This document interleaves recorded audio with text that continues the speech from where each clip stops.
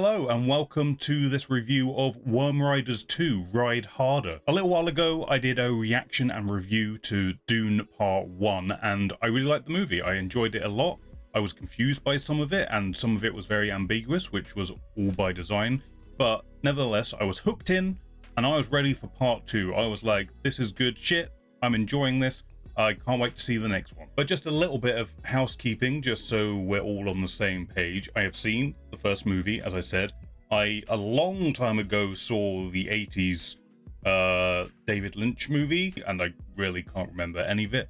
Probably for the best, maybe. And I am very, very, very slowly making my way through the first Dune book. I don't know how you have the time to read, everyone. I don't know. How do you do it? Tell me the ways. I don't know how you find the time, but what little of it I've read, I've enjoyed so far. Dune Part 2. I saw it on the weekend, on the big screen, as, trust me, it is well intended to be. It's been a while since I've seen a movie where I watched it and I was like, yep, this is how this was meant to be seen. And over the course of this review, I'm going to try and remain kind of spoiler light. I will be talking about a couple of things that you might want to be completely blind to. But there are things I will probably bring up in reference to my thoughts and feelings, but I will try and keep any big major plot points and stuff out of the review. First things first, I'm going to attempt to give you a good synopsis of this nearly 3-hour movie that is extremely dense. Pray for me. Where it says Dune Part 2, this is absolutely Part 2. You can't stress enough that you need to have watched the first movie. This is definitely a second act and it picks up directly from where the last one ended. You get a little bit of a recap from Florence Pugh's character, who is sort of journaling the events that have happened so far. So you get that little bit of a previously on Dune, but for the most part you really need to have seen that first movie. We have Paul and his mother trying to become friendly and agreeable with the Fremen, the locals of the planet Arrakis, and trying to basically raise an army from them to take on the Harkonnens and get revenge. And where that might go, we've got Paul trying to convince them that he's a good fighter, he's a good tactician, a good political thinker, and that they can use that to their advantage. Meanwhile, you've got his mother, who is fanning the flames of this prophecy of an oncoming Messiah, and that Messiah is Paul, and she's already got people who believe that in her hand, and she's doing her utmost to convince others, and she finds herself in a position of power within the Fremen quite quickly, and she absolutely is using that for her own gain. And there's a little bit of ambiguity because a thing happens, which I won't spoil, which gives us these sort of flashes of information, but nothing concrete. Like this movie, again, it's a part 2, clearly of a trilogy. Like there are things that are seeded in this movie that will come to fruition in a third movie and will be explored more. That is worth saying as well. So if you're looking for like concrete answers, a conclusion, you won't get all of it here. Those mad bastards did it again. They made the first movie not knowing that they would get to make a second, and they've done it again here where they've made the second movie not knowing whether the third one would get greenlit, but they've seeded in that stuff. They've seeded in things that you're going to be wanting to be paid off, which will not get paid off in this movie, but it will lead into something else, which I'm fairly sure we're getting that third movie at this point. So whilst Paul and his mother are doing all that with the Fremen, you've got the Harkonnens sort of tightening their grip on the Arrakis planet, trying to get the spice. And over the course of the movie, things escalate with both sides, which eventually leads to the Harkonnens deciding, no, we need a more psychotic person in charge of this. And that leads to Thade, a delightful young gentleman, just a great guy whose pastimes include slitting throats, licking blades, being in gladiator battles where he knows he's gonna win for the most part. Yeah, lovely guy.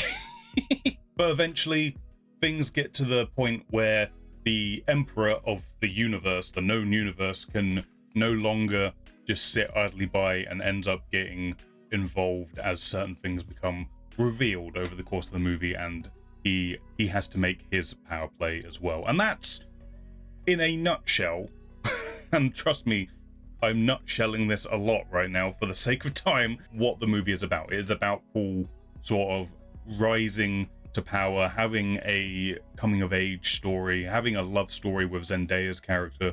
There's a lot going on, but ultimately that is the long and short of what this movie is about. A young adult becoming a full adult, and the consequences of his actions and his choices and those around him, and people grasping for power, what they'll do to get that power, all of that kind of stuff. So how did I feel about this movie?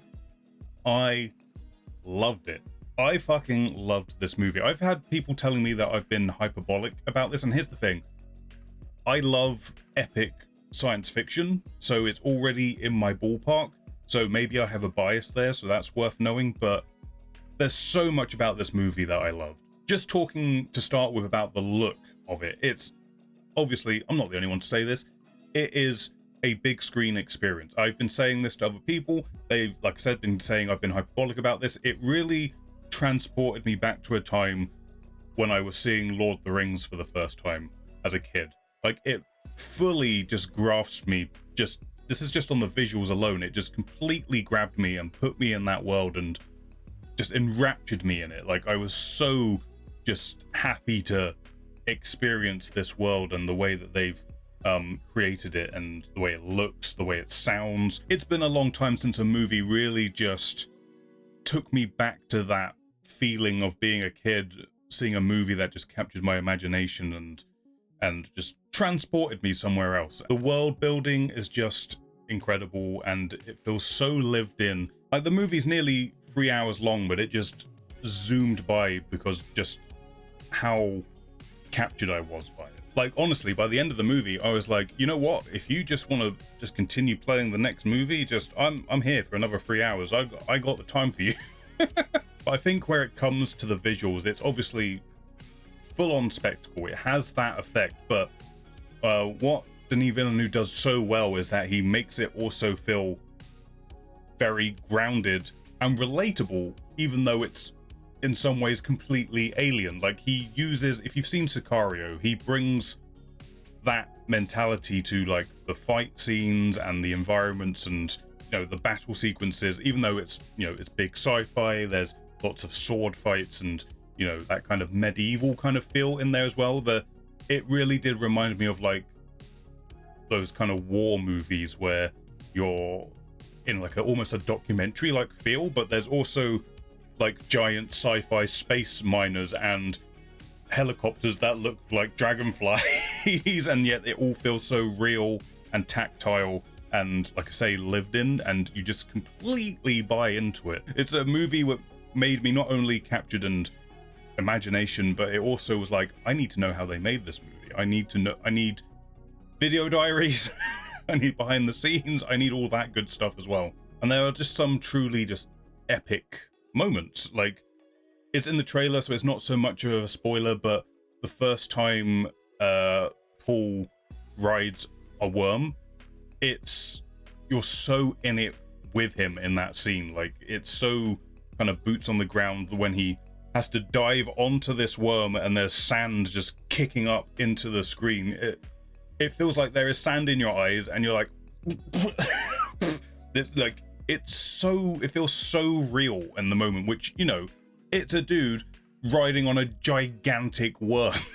It shouldn't feel as real as it does in the scene, but it does. I don't know what magic trick they pulled to make it work, but they absolutely make it work and feel real. And it's a beautiful combination of practical effects and CGI, and, you know, it's when a filmmaker is using all the tools that they have effectively and not overdoing it on one or the other.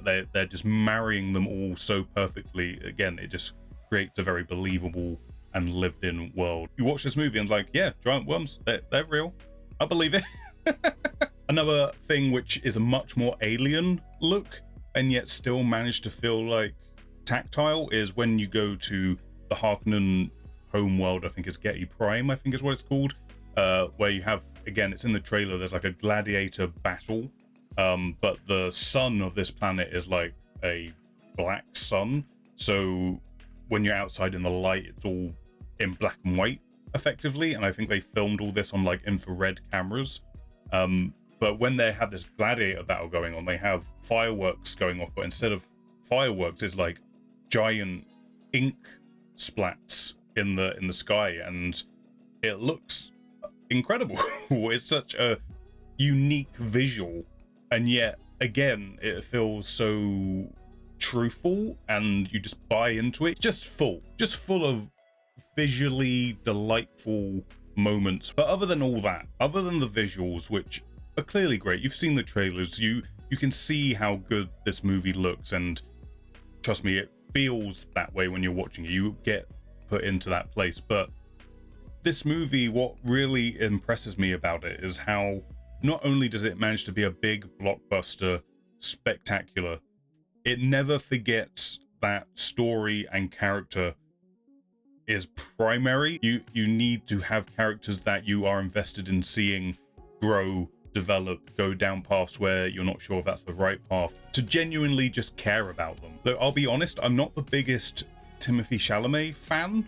I couldn't explain why, because he seems like a nice enough guy, and he, based on this film alone, a very good actor, because there's moments in this movie where I was like, geez, he is working his ass off, and I'm completely bought into what he's doing. But weirdly, my kind of, I don't know if I like this guy in terms of real life, also kind of plays into the movie in a weird way. So I'm like, in that way, it's kind of perfect casting, honestly, at least for me personally. But yeah, in this movie, Zendaya and Timothée Chalamet are really like the heart and soul of what's going on, and you're really on that journey with them, and I was kind of worried, is their love story going to come off as a little bit too, I don't know, young adultish? But it really isn't. It feels mature and truthful, and it's kind of this linchpin of, like I say, I love this movie because it's challenging in the fact that you're never quite sure if your protagonist is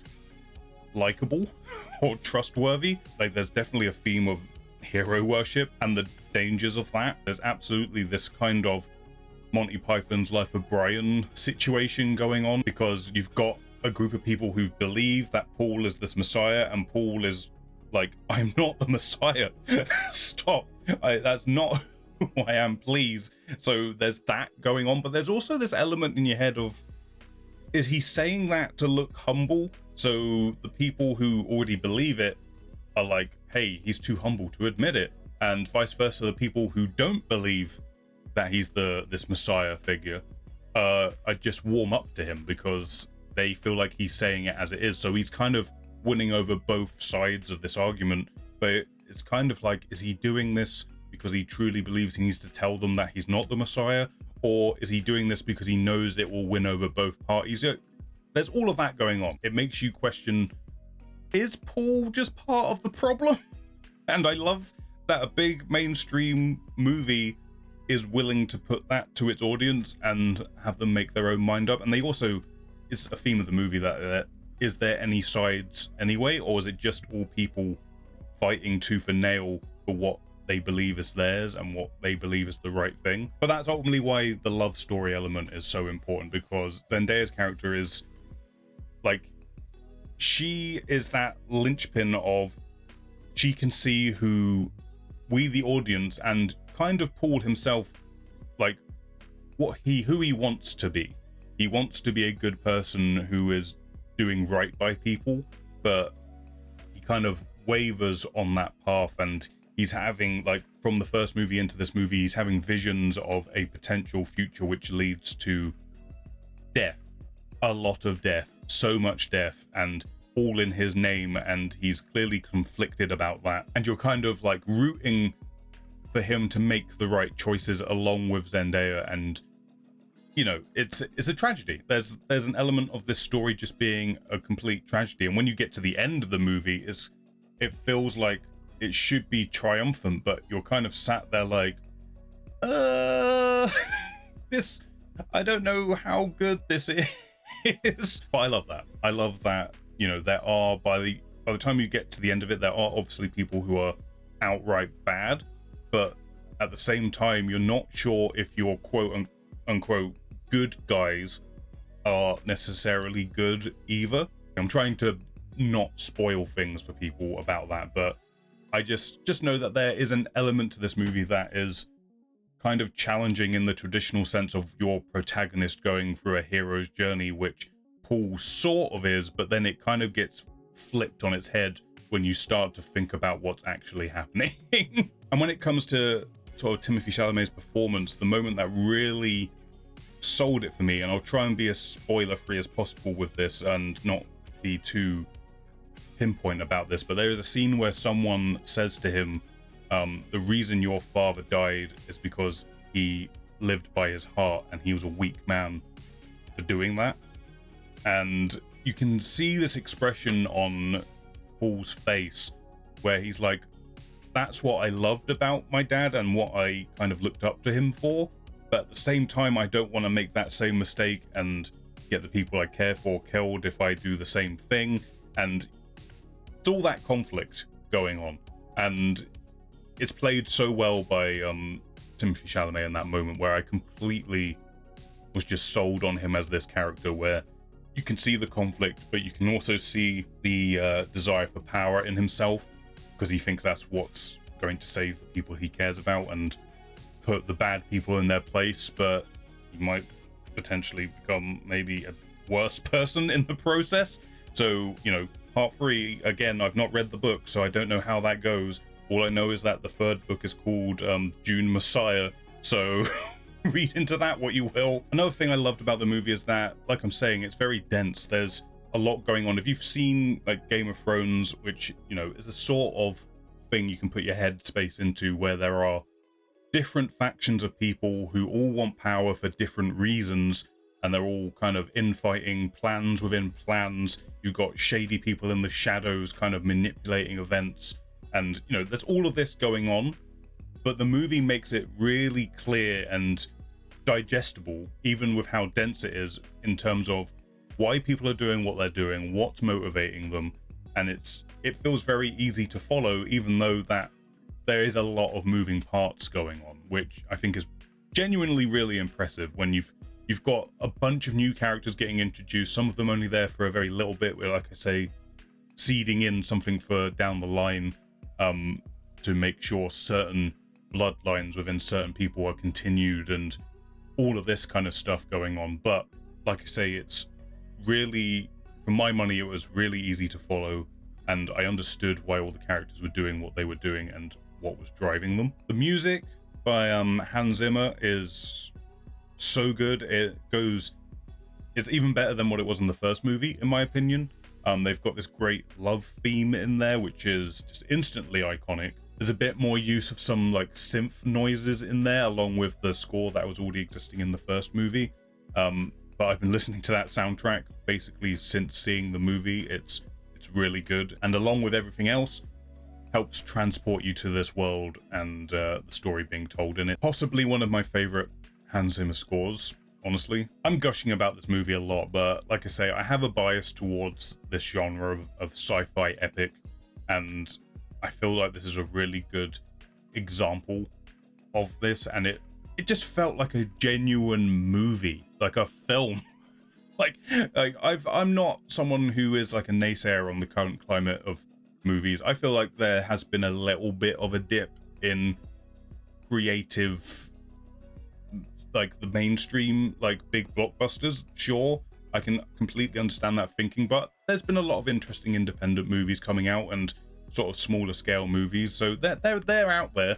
But in terms of seeing, like I say, a blockbuster that feels thoughtful, is full of spectacle, and just all of those components just working so well together, it does feel like it's been a hot second since we've got something like that. And I think that is leading a lot into why I enjoyed it so much, because it feels really rare that we get something like this. If I did have criticisms for the movie, is that, yeah, sure, like the Harkonnens, they are straight up, arguably kind of very one-dimensional bad guys.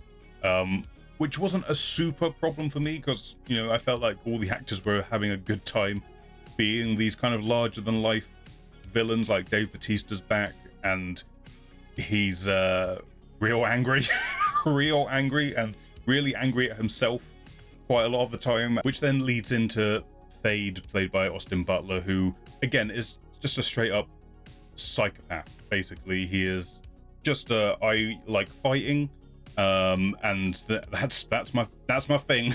That's my thing. And then you've got the Baron from the first movie coming back, who is, you know, this kind of Godfather-esque, like manipulating, moving the chess pieces around villain. Yeah, they're just straight up bad guys, which is, I think, is fine when you're dealing with, you've got your main characters who, you know, some of which are amoral anti-heroes and, you know, a bit kind of on shaky ground. So it's nice to have your straight up villains who we can all just go, yeah, they're bad. They're bad. So it wasn't so much a problem for me, but I can understand why some people might want them to have a bit more free dimensions to them. I can completely understand that. I know some people have been pointing at Christopher Walken as the Emperor of the Universe, I believe is the title. I think his character name, if I've got it here, is Shadam? That's another thing. I mean, this isn't a problem with the movie or the source material. There are some sci-fi names. There are some sci-fi names which are hard to learn.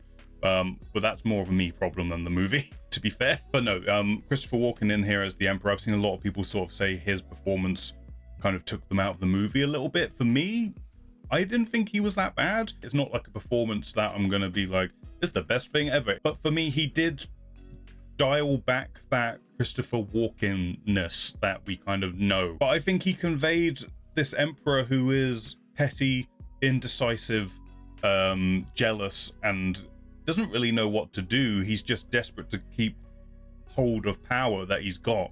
And I felt like Christopher Walken, he doesn't have many lines in the movie, but I felt like he delivered what he had to, and it worked for what it was. Like, I wasn't ever taken out of the movie because of his performance, like I've seen other people saying. I just think some people are distracted by the fact that it is Christopher Walken, if that makes sense. But he wasn't bad to me.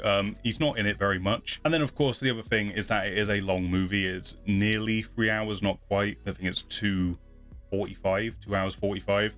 But for me, I was there for it. It felt like the movie did earn its runtime for me. But if long movies aren't your thing, it's worth keeping in mind that you do have to go in prepared for that long runtime. But like I say, I feel like the story it's telling, it kind of earned that longer runtime for me. I will just say that I saw this movie on the weekend. I've not been able to stop thinking about it since. It completely got my imagination. It got into my head. It's made me excited for that Dune MMO that's coming out, and I'm not a big MMO fan, and I'm like, hey, it's got Dune on it and it's based sort of on the movie's depiction, so I'm there for it if it means I get to spend more time in this world. So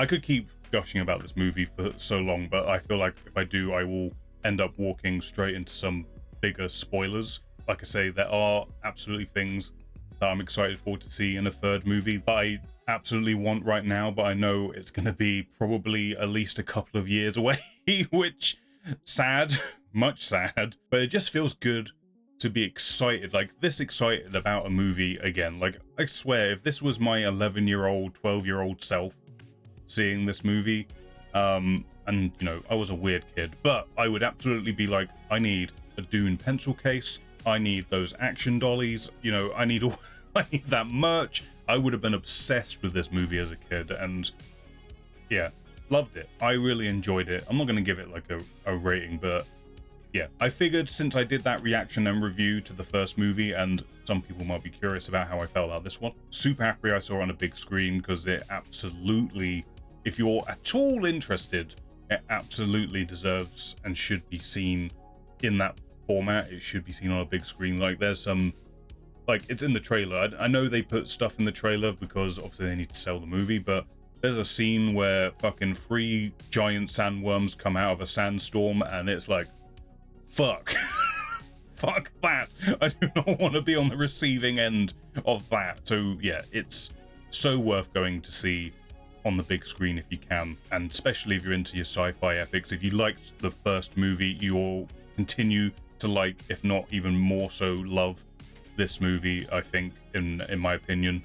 So yeah, if it's in your wheelhouse, absolutely go see it.